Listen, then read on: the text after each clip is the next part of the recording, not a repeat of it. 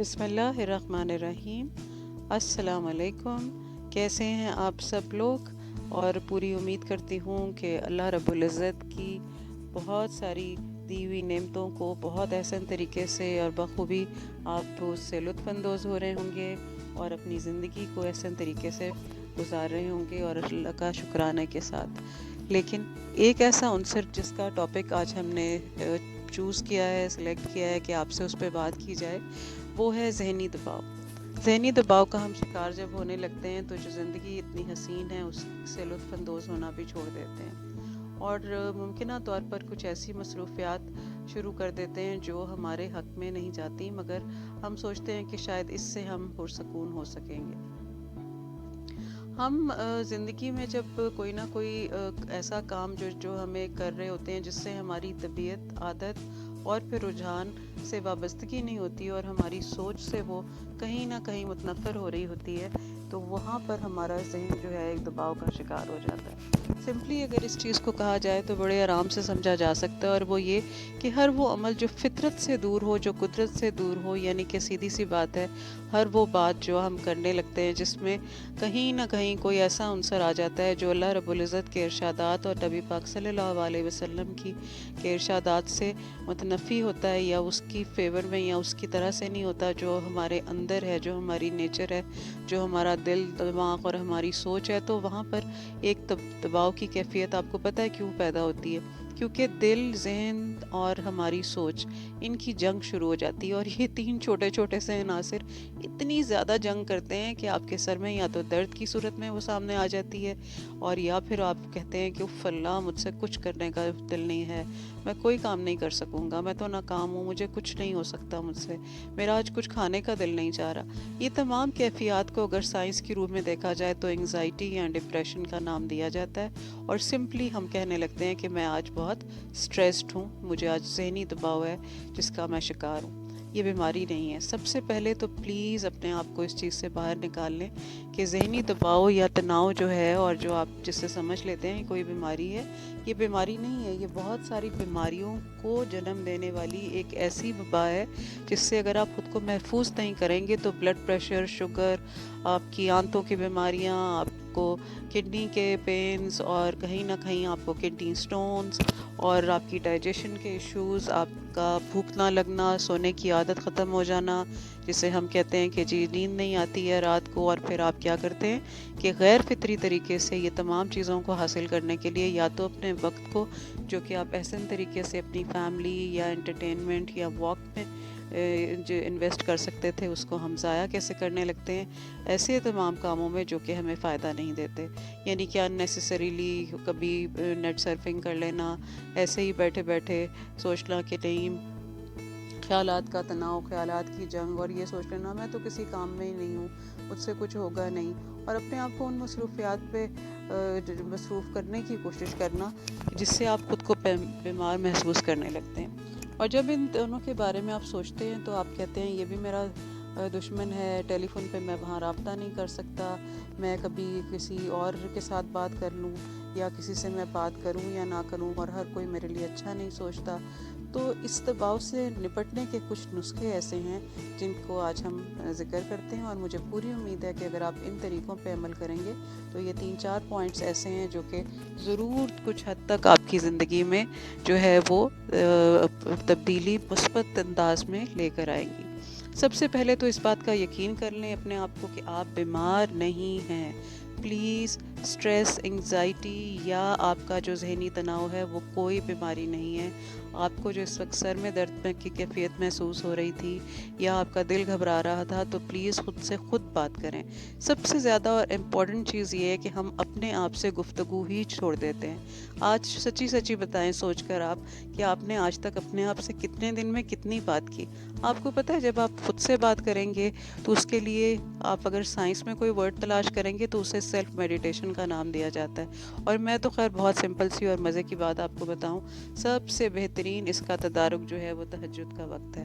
آپ تہجد میں جب اللہ رب العزت سے گفتگو میں محو ہو جاتے ہیں تو ایک ایسی کیفیت اور ایک ایسا عمل اور ایک ایسا معاملہ ہونے لگتا ہے کہ اس کی کیا ہی بات ہے۔ تمام مسائل کا حل جو ہے وہ آپ کو ملنا شروع ہو جاتا ہے، اور آپ کو دلی سکون اور پھر اللہ رب العزت کے نام مبارک کا ورد یا درود پاک کی تسبیحات جو ہیں وہ آپ کو ایسا سکون دیتی ہیں کہ اس کا کوئی معاملہ کہیں نہیں ہو سکتا۔ آپ کو معلوم ہے ایسا کیوں ہوتا ہے؟ کیونکہ یہی تو نیچر ہے، یہی تو وہ دل ہے، یہی تو وہ روح ہے جو کہ بن کے اس دنیا میں جب آئی تھی اور اس نے تمام چیزوں کو قبول کر لیا تھا۔ جب آپ ان چیزوں کو بھولنے لگتے ہیں اور اس کا تدارک کرنے لگتے ہیں دنیاوی دوسری چیزوں سے جو کہ وقتی سی ہوتی ہیں، ان سے وقتی طور پر آپ کو آرام تو ضرور مل جاتا ہے، لیکن دور رس نتائج جو ہیں وہ نہیں ملتے۔ چلیے کچھ اور بھی تھوڑی سی ٹپس ہیں جو کہ دیکھ لیتے ہیں، جو کہ سائنس اور میڈیٹیشن کے جو ماہران ہیں ان کے حوالے سے سامنے آتی ہیں، اور کچھ جو ہے تبدیلی ہمارے روٹینز میں لے کر آئی جا سکتی ہے۔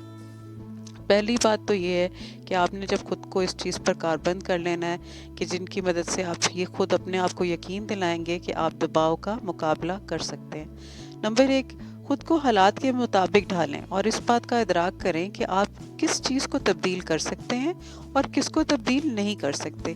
ان چیزوں پر توجہ مرکوز کریں جو آپ کے اختیار میں ہیں۔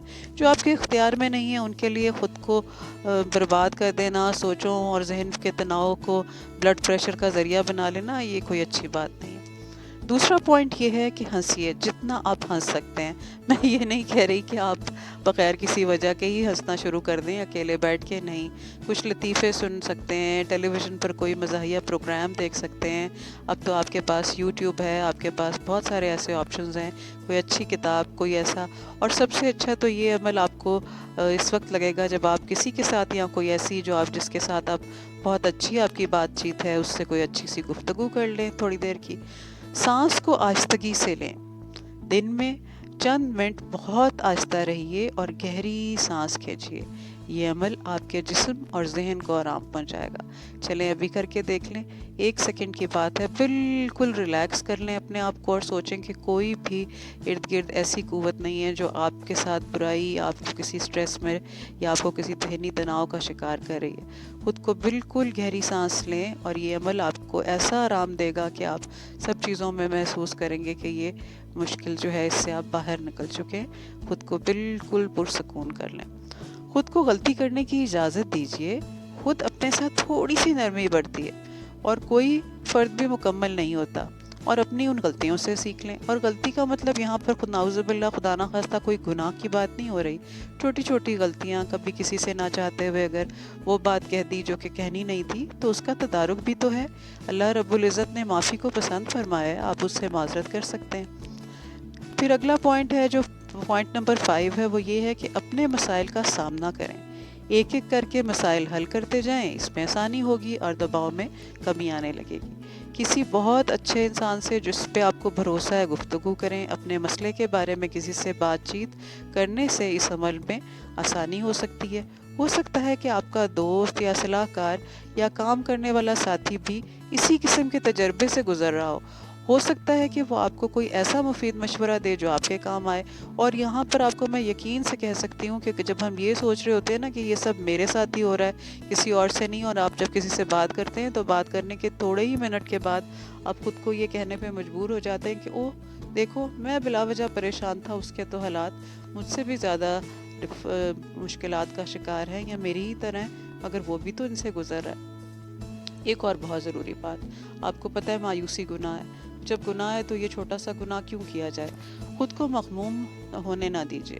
تبدیلی کے باعث جو نقصانات ہوئے ہیں ان کا احساس اگر ہوتا ہے تو ہو جانے دیں۔ یہ بھی ہو سکتا ہے کہ تبدیلی سے کچھ بھی حاصل ہو، اپنے ہو جانے والے نقصانات پر غمگین بھی ہونا ٹھیک ہے، اور وقت کے ساتھ ساتھ اس چیز کو سمجھ لینا کہ اس میں کوئی نہ کوئی اللہ رب العزت کی طرف سے بہتری کا پہلو موجود ہے، اور ہر چیز خود بخود ٹھیک ہونے لگے گی۔ اور میں آپ کو ایک سب سے مزے کی بات بتاؤں جس کو آپ بہت اطمینان سے، اور میرے ساتھ آپ مجھے پورا یقین ہے کہ اس چیز پہ بالکل ایگری کریں گے اور آپ کہہ رہے ہوں گے کہ ہاں ایسا ہوتا ہے۔ جب آپ اپنے آپ کو اللہ رب العزت کی ذات مبارکہ کے حوالے کر دیتے ہیں نا تو پھر تمام مسائل خود بخود حل ہو جانے لگتے ہیں، اور کوشش فرض ہے، اور کوشش ہی کو رب کریم نے پسند فرمایا۔ ان چیزوں کو نہیں کہنا سیکھیے جو آپ کے لیے کرنا ممکن نہیں ہے.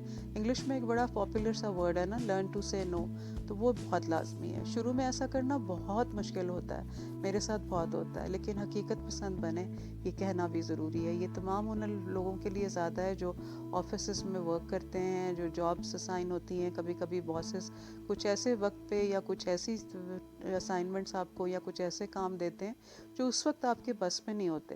تو کوئی حرج نہیں ہے، اچھے اور احسن طریقے سے بہت گنے چنے الفاظ میں اور اچھے الفاظ کے ذریعے آپ ایک انکار کو مثبت انداز میں بھی تو کہہ سکتے ہیں. ایسے بھی تو کہا جا سکتا ہے نا کہ بالکل جناب یہ کام ہو جائے گا، سر آپ بے فکر رہیں، لیکن تھوڑا سا وقت مجھے پلیز دیجیے.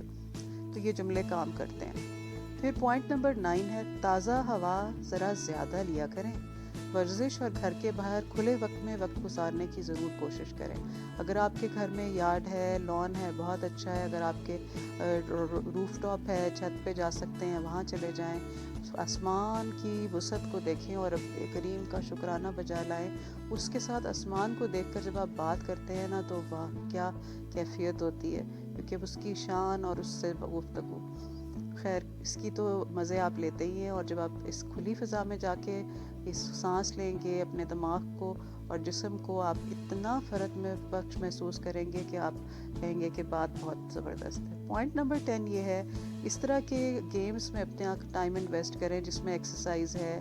اور کیونکہ دیکھیں لطف اندوز ہونا کھیلوں سے ایک فطری عمل ہے، اور اس سے اعصابی تناؤ جو ہے وہ کم ہو جاتا ہے. کسی دوست سے، بچوں سے، یا کوئی پالتو جانور بھی آپ رکھ سکتے ہیں، اس کو کھانا کھلانا. اور پالتو جانور سے مجھے سب سے اچھی بات آپ سے یہ کہنی تھی، آپ کے پودے.